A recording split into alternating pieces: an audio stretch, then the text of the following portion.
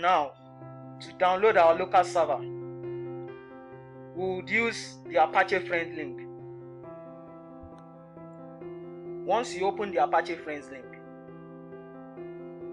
select your system's platform from the list of options. I'm on a Windows machine, so I'll select the Windows version of my choice. For the purpose of this tutorial, I'll be using the version 7.2 with PHP version 7.2 installed on it.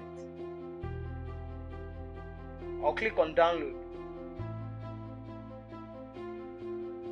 On the successful completion of the installation of XAMPP, we would launch the XAMPP control panel.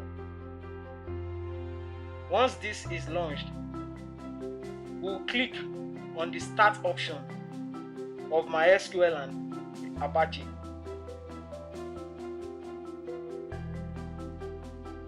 Once this tool is started, we can now test if PHP and MySQL have successfully been installed on our local machine.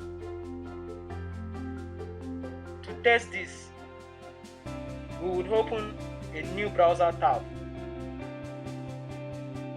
If you have this welcome screen, then it means you have PHP and MySQL installed on your system. That means you are set up for PHP development. Now, let's get down to the next video where we'll be discussing. Now, let's write our first PHP code. Now, let's write our first PHP code.